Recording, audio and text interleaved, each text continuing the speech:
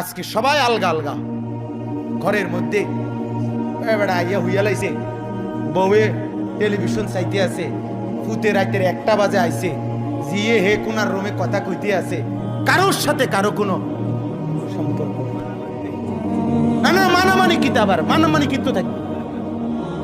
আরে মানার জন্য তারা তো শিখাইতে হবে, কথা বলেন না কেন? যে সন্তান বড় হইয়া দেখলো, বুঝ হইবার পরে দেখলো তার বাপে 24 ঘন্টার মধ্যে 18 ঘন্টা বিড়ি খায়, এতে এই বাপের কিতা মানত? কথা কয় না কেন?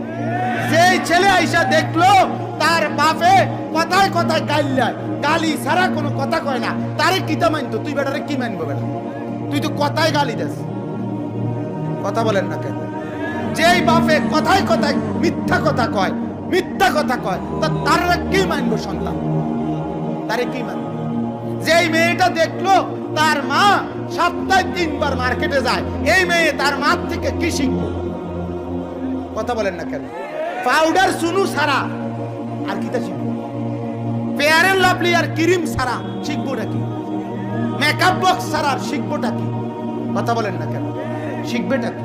আচ্ছা, আমার আরো কথা সামনে বলতেছি, এতটুকুর থেকে এই কথাটা জরুরি। বাপ, আপনারা যারা আপনাদের ছেলেদের তদারকি করেন না, আপনারা যারা আপনাদের মেয়েদের তদারকি করেন না, আপনারা যারা আপনাদের স্ত্রীদের তদারকি করেন না, এমনকি কারো তদারকির জন্য তাকে পেশও করেন না, কারো তদারকির জন্য তাকে নিয়েও যান না, কারো কাছে নিয়েও যান না, কোনো আল্লাহওয়ালার সোহবতে, কোনো বুজুর্গের সোহবতে, কোনো হক্কানি রব্বানি মুত্তাকি আলেমের সংস্পর্শে আপনারা যারা সন্তানদেরকে নেন না, আল্লাহর কসম, কোরআনের ছোঁয়ায় না আনলে, ওলামায়ে কেরামের ছোঁয়ায় না আনলে আপনার সন্তানের দুনিয়া সুন্দর হবে না, আখিরাতও সুন্দর হবে না। হাদিবিহীন জীবন সুন্দর হয় না। হাদিবিহীন কি হয় না? জীবন সুন্দর। আজকে ছেলেগুলোকে আপনারা লাওয়ারিশ ছেড়ে দিয়েছেন, লাওয়ারিশ, লাওয়ারিশ, লাওয়ারিশ।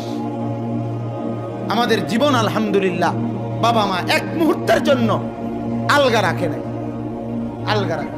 কর্মজীবনেও আলহামদুলিল্লাহ, আজকের এই সময় পর্যন্ত আলহামদুলিল্লাহ কোনোদিন মুরব্বীর, আল্লাহওয়ালার, শাইখের, কোন বুজুর্গের নিসবত ছাড়া, নির্দেশনা ছাড়া জিন্দেগি এখনো চালাই নাই। আশা করছি ইনশাআল্লাহ মৃত্যু পর্যন্ত চালাবো না। কথা বুঝছে?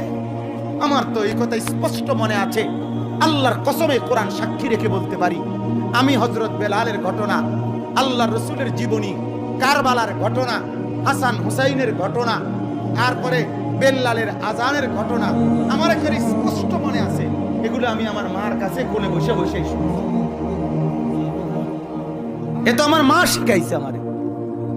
ওঠো ওঠো ওঠো বিল্লাল, ওঠো মিনারায়। হ্যাঁ, এই গজলটা আমার মা আমারে শিখাইছে।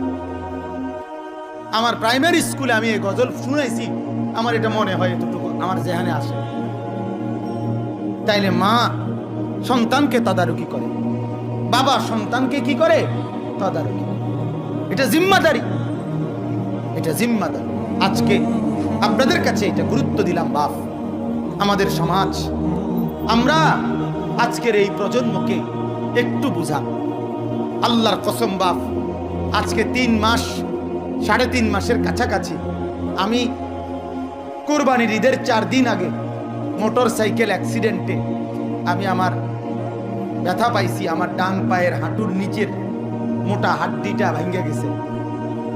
আমি টানা 2 মাস বিছানায় ছিলাম। একবারে অজু, ইস্তেঞ্জা, টয়লেট, বাথরুম, খানা, খাদ্য, নামাজ সব বিছনাতেই করতে হয়েছে। একটা পাওটা একেবারে 2 ইঞ্চি নাড়াইতেও পারি নাই। কিন্তু ওই 2 মাস আমি ব্যক্তিগতভাবে অনেকগুলো কিতাব পড়ছি নিরিবিলি, যেহেতু আমি চুপচাপ বইয়াছিলাম। আজাইরা কথা বুঝেন নাই? তখন আমি বারবার যে জিনিসটা পড়ছি, যে কিয়ামতের আগে আল্লাহ রসুল কি বলে গেলেন, কি হবে, এইটা আমার এই অ্যাক্সিডেন্টের সময় আমি খুব মনোযোগ দিয়া গুরুত্বের সাথে পড়ছি। নওজোয়ান সাথীরা, জোয়ান ভাইরা, আল্লাহর কসম আমি তোমাদের কাছে বলি বাপ, আল্লাহ রসুল সাল্লাল্লাহু আলাইহি সাল্লাম বলেন, কিয়ামতের আগে মানুষের জীবনে অভাব এবং দুর্ভিক্ষ চূড়ান্ত পর্যায়ে আসবে। এটা আল্লাহ রসুলের ভবিষ্যৎবাণী। এক। দুই নাম্বার, কিয়ামতের আগে মানুষ দাজ্জালের ফিতনায় পড়ে কোটি কোটি মানুষ 40 দিনের মধ্যেই নিজেদের ঈমান হারাইয়া জাহান্নামে। হাদিস, মুসলিম শরীফের হাদিস। দাজ্জালের কথা বুখারী, মুসলিম, আবু দাউদ, তিরমিজি, নাসাই, ইবনে মাজাহ সব কিতাবে আছে, সব কিতাব। আল্লাহ রাসূল বলেন 3টি বছর এমন হবে, প্রথম বছর আসমান থেকে 3 ভাগের 1 ভাগ বৃষ্টি হবে না, জমিন থেকে 3 ভাগের 1 ভাগ ফসল হবে না।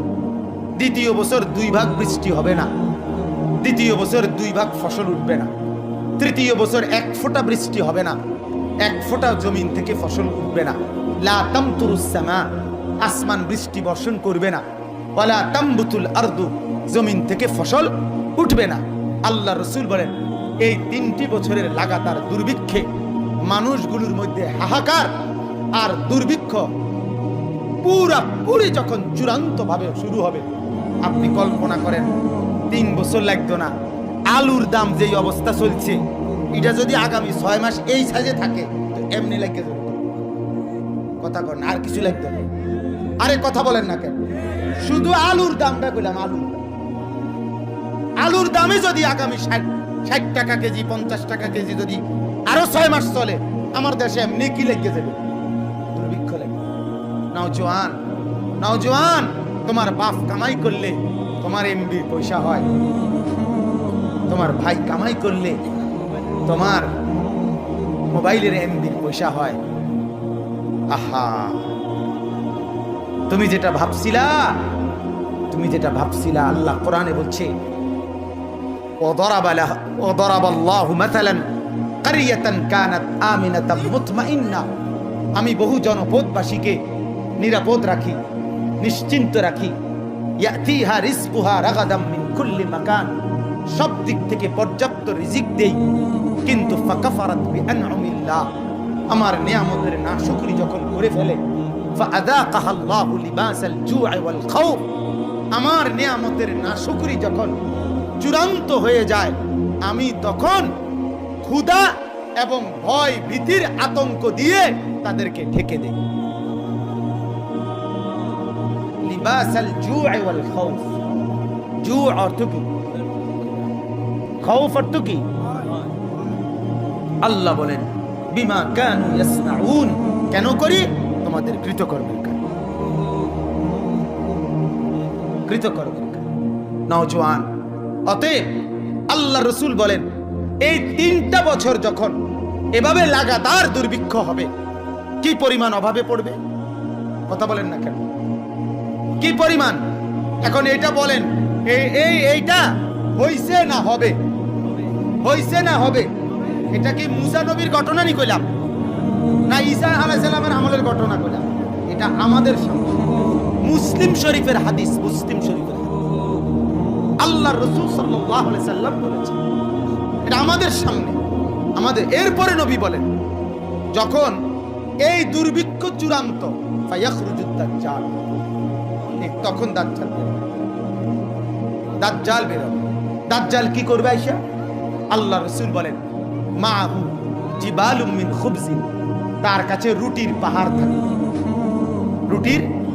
ওয়া মাহু লাহমুন, তার কাছে গোশত থাকবে। ওয়া মাহু নাহরুম মিন মাইন, তার সাথে পানির নহর থাকবে।